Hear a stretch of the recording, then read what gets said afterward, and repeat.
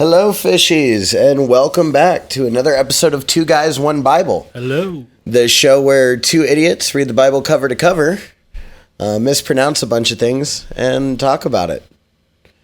My name's Jay. I'm Cameron. And let's dive right into it. Now, as y'all know, if you've been keeping up, we ended last time on Genesis 33. So that puts us at Genesis 34 today. The Dinah incident. Things sound like they're going to get serious this time. Yes, it does. Now, Dinah, the daughter of Leah, whom she had borne to Jacob, went out to see the daughters of the land. And when Sketchem, the son of Hamor, the Hivite, prince of the country, saw her, he took her and lay with her and violated her. Oh, ugh. Whoa. Okay, not cool, man. Cool. Not cool, Sketchem. Not cool. His soul was strongly attracted to Dinah, the daughter of Jacob, and he loved the young woman and spoke kindly to the... Wait, what?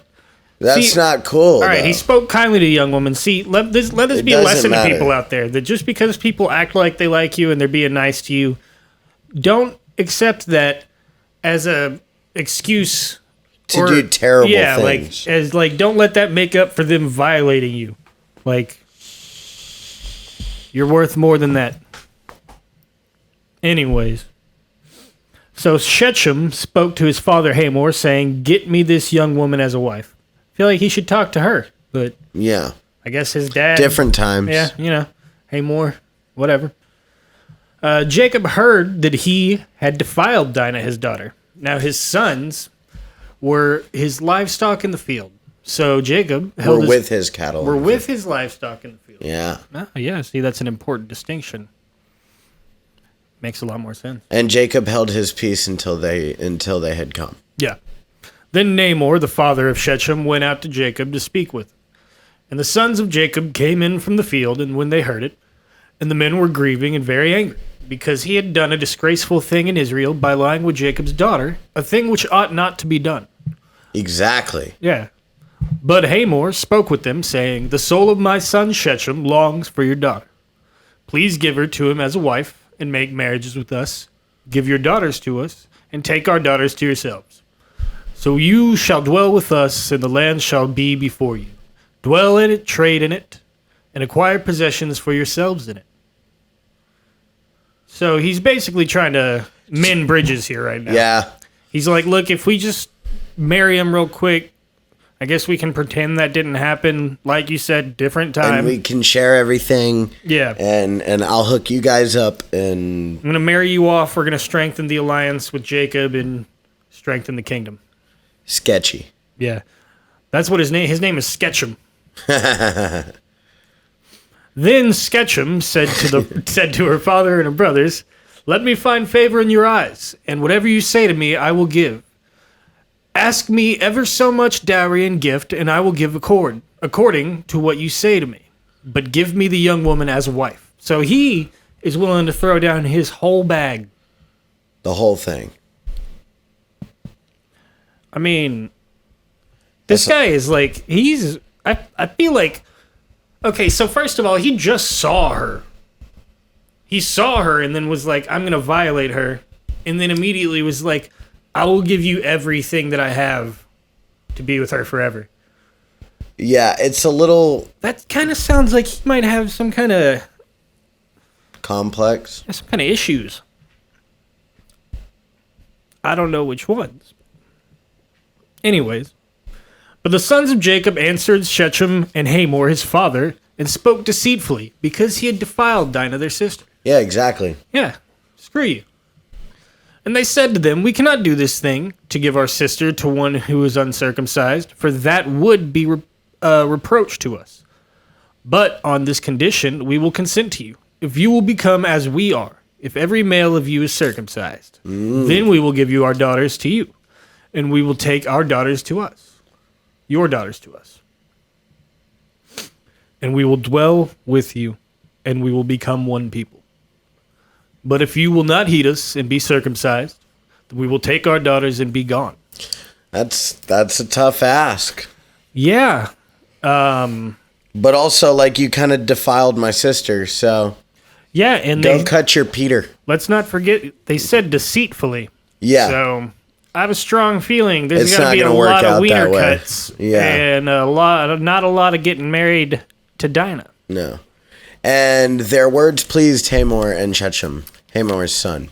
So the young man did not delay to do the thing, because he delighted in Jacob's daughter. Hang on. Their words pleased Hamor and Shechem? So they heard you need to cut your Peter, and everybody with you does too. And they were like, I can't wait. Yeah. Okay.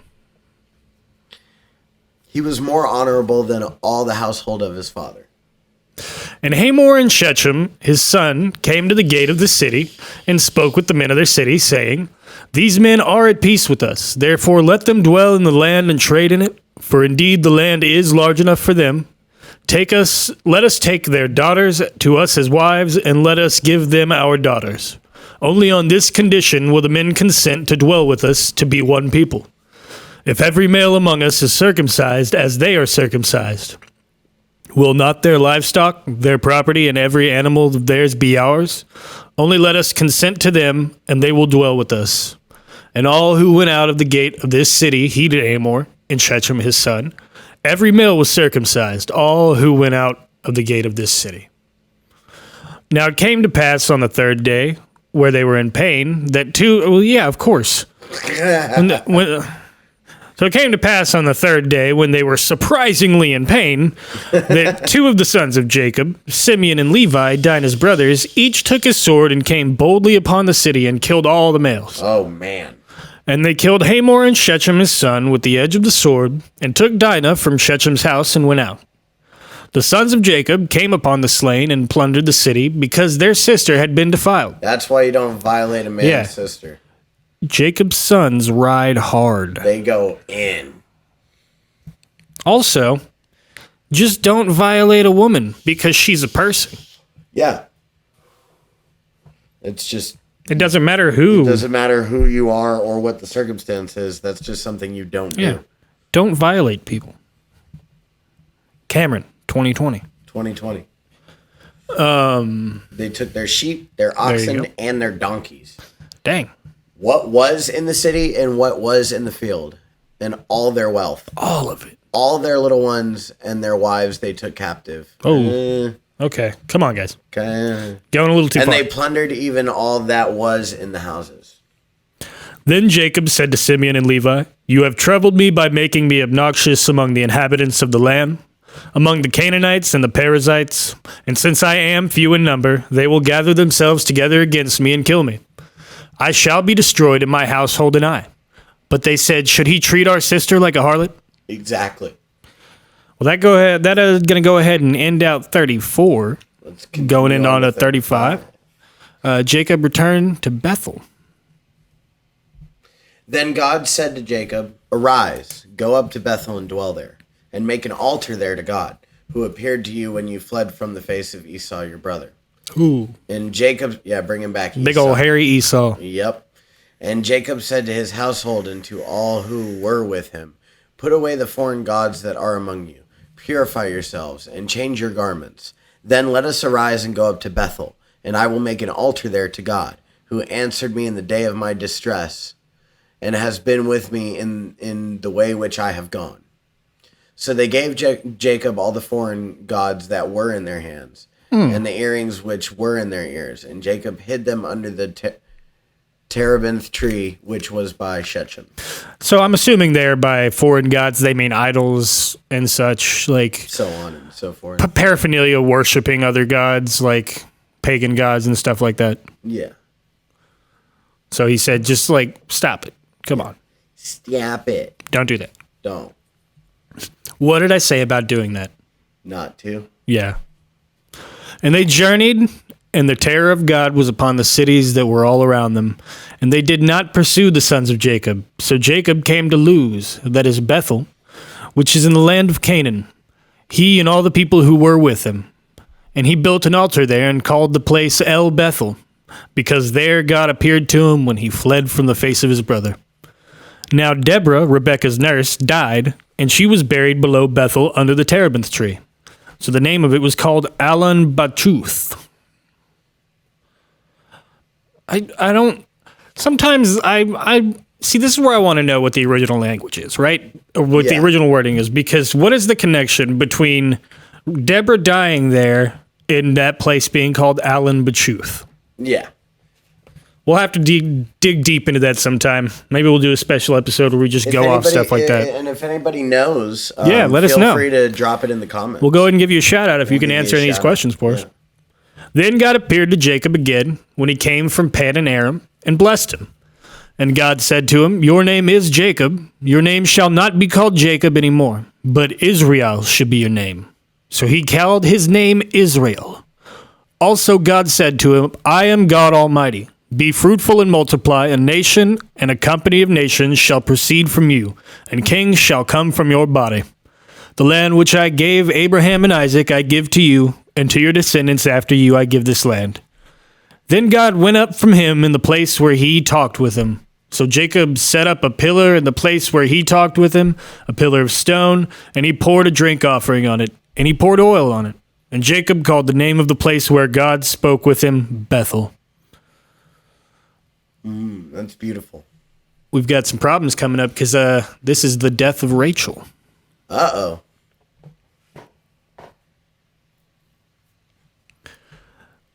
Then they journeyed from Bethel, and when there was but little distance to go to Ephrath, Rachel labored in childbirth, and she had hard labor. Now, from what I understand, that was pretty common in the past. Thanks to modern medicine and everything like that, we've made a lot of progress as far as mortality rate in childbirth. But from what I understand, that was a very difficult process. Yeah, it was a very dangerous thing back then. It was very dangerous. Now it came to pass, when she was in hard labor, that the midwife said to her, "Do not fear, you will have this son also." And so it was, as her soul was departing, for she died, that she called his name Ben-Oni, as his father called him Benjamin. So Rachel died and was buried on the way to Ephrath, that is Bethlehem. Oh, Bethlehem. And Jacob set a pillar on her grave, which is the pillar of Rachel's grave to this day. Then Israel journeyed and pitched his tent beyond the tower of Eder. And it happened when Israel dwelt in the land that Reuben went and lay with Bilhah, his father's concubine, and Israel heard about it. So, there's a lot of problems with that for me, but I'm going to go ahead and say that you should never try to pursue anybody romantically that one of your parents has been involved with. Yeah. That sounds messy. Yeah, but, I mean, if you enjoy living life like it's an episode of MTV. Yeah, you might get on TV doing that, but you might be into it. But Jerry Springer is very popular these days. Yeah. And look, I'm not judging anybody on MTV. Jacob's 12 sons. Now, the sons of Jacob were 12. The sons of Leah were Reuben, Jacob's firstborn, and Simeon, Levi, Judah, Issachar, and Zebulun. I like that name. Zebulun. The sons of Rachel were Joseph and Benjamin.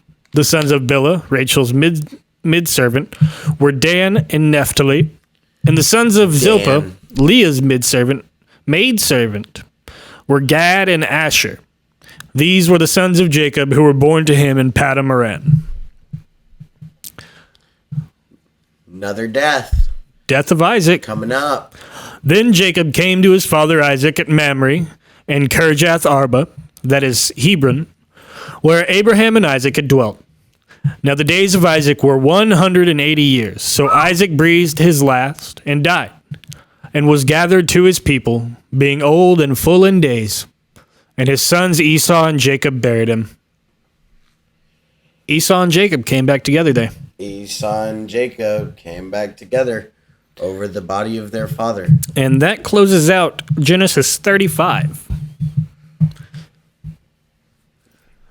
Going on into Genesis 36, it looks like we're going to get a deeper look into Esau and what he's been up to. Yep.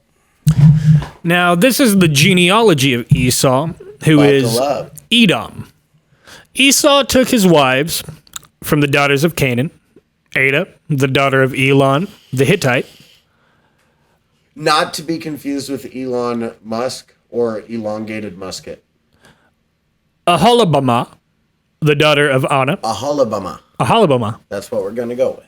The daughter of Zibeon, the Hivite, and Basemath, Ishmael's daughter, sister of Nebajoth. Base math. Now Ada bore Eliphaz to Esau, and Basemath bore Reuel, and Aholibamah bore Jeush. I'm going to go with Jush. Bore Jush, Jalam, Jalem, and Korah. These were the sons of Esau who were born to him in the land of Canaan. Then Esau took his wives, his sons, his daughters, and all the persons of the household, his cattle, and all his animals, and all his goods, which he had gained in the land of Canaan, and went to a country away from the presence of his brother Jacob. Just getting that espresso. Yeah, get some of that espresso. About 5 shots.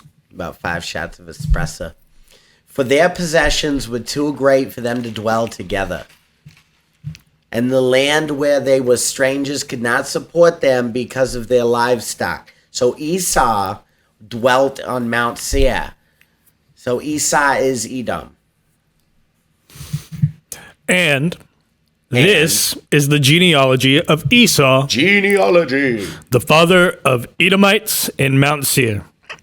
These were the names of Esau's sons: Eliphaz, the son of Ada, the wife of Esau, and Reuel, the son of Basemath, the wife of Esau.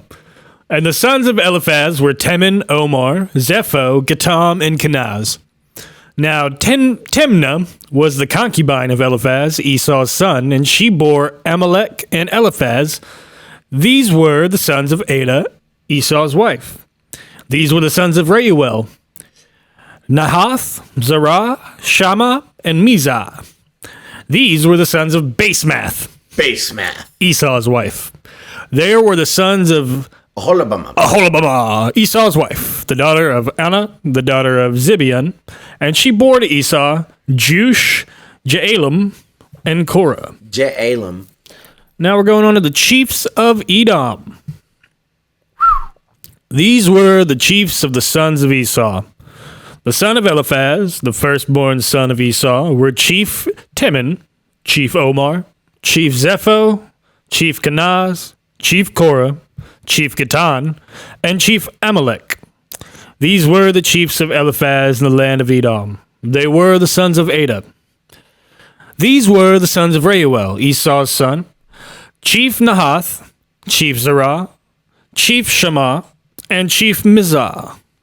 These were the chiefs of Reuel in the land of Edom. These were the sons of Basemath, Esau's wife. And these were the sons of Aholibamah, Esau's wife: Chief Jush, Chief Jaalam, Chief Korath. These were the chiefs who descended from Aholibamah, Esau's wife, and the daughter of Anah. These were the sons of Esau, who is Edom, and these were their chiefs. Ooh, getting there. Quick genealogy. So now we're going into a little part called the sons of Seir. Now these were the sons of Seir, the Horite, who inhabited the land: Lotan, Shobal, Zibeon, Anah, Dishon, Ezer, and Dishan. Okay. These were the chiefs of the Horites. Just know that one of those Dishons is with an O and one of them's with an A. That's all I can do for you. Data. Yeah. Anyways, potato and orange. These were the chiefs of the Horites, the sons of Seir in the land of Edom. And the sons of Lotan were Hori and Himam. Lotan's sister was Timnah. These were the sons of Shobal: Alvan, Manahath, Ebal, Shepho, and Onam. These were the sons of Zibeon, both Ajah and Anah. This was the Anah who found the water in the wilderness as he pastured the donkeys of their father Zibeon. These were the children of Anah: Dishon, and Aholibamah, the daughter of Anah. If there's one thing I love, it's pastured asses. Yeah. You know, donkeys. Yeah. What everybody calls them. Yes.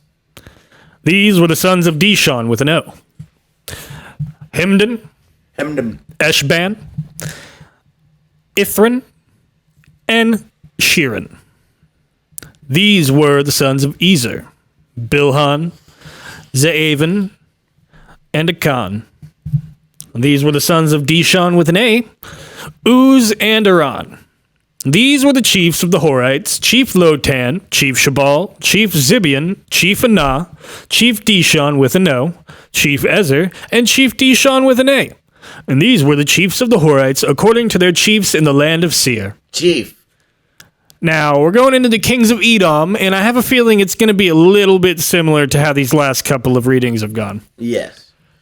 And we're sorry for the monotony of this part, but that's how genealogy is. Yeah, there are some parts in the Bible where you just get caught in a loop of genealogy. And it's important to know. Yeah, you need to know it. You gotta eat your vegetables. Oh, we're getting there. We're almost done with the broccoli. Now, these were the kings who reigned in the land of Edom before any king reigned over the children of Israel. Bela, the son of Beor, reigned in Edom, and the name of his city was Dinhabah. And when Bela died, Jobab, the son of Zerah of Bozrah, reigned in his place. When Jobab died, Husham, in the land of the Temanites, reigned in his place. And when Husham died, Hadad, the son of Bedad, who attacked Midian in the field of Moab, reigned in his place. And the name of the city was Avith. When Hadad died, Samlah of Masrekah reigned in his place. And when Samlah died, Saul of Rehoboth by the river reigned in his place. When Saul died, Baal-Hanan, the son of Abor, reigned in his place. And when Baal-Hanan, the son of Ashbor, died, Hadar reigned in his place. And the name of the city was Pau. His wife's name was Mehetabal, the daughter of Matred, the daughter of Mezahab. And now, the final bit here. One more, the chiefs of Esau. And these were the names of the chiefs of Esau, according to their families and their place, by their names: Chief Timnah, Chief Alva, Chief Jetheth, Chief Aholibamah, Chief Elah, Chief Pinon, Chief Kenaz, Chief Timon, Chief Mibzar, Chief Magdiel, and Chief Iram. These were the chiefs of Odom, according to their dwelling places in the land of their possession. Esau was the father of the Edomites. The father of the Edomites. Now, as you can see, God has clearly made good on his word to make the descendants of Esau numerous. Oh, absolutely. And that's one thing that we've noticed is as we're going further and further into Genesis, we're realizing how much God truly does want to share his blessing with us. I mean, we can make every mistake imaginable, and he will still find a way to teach us. He keeps trying to give you another chance. Absolutely. Well, that's going to go ahead and wrap us up for this episode today. I know it was a lot of genealogy, but when we come back, we're going to come back with Genesis 37. But for now, that wraps up Genesis 36. Just to give you guys a little bit of a cliffhanger, know what you're looking forward to. This next part, Genesis 37, is going to start off with Joseph dreams of greatness. Ooh, that sounds exciting. Tantalizing. Well, keep on swimming, little fishies. And God bless.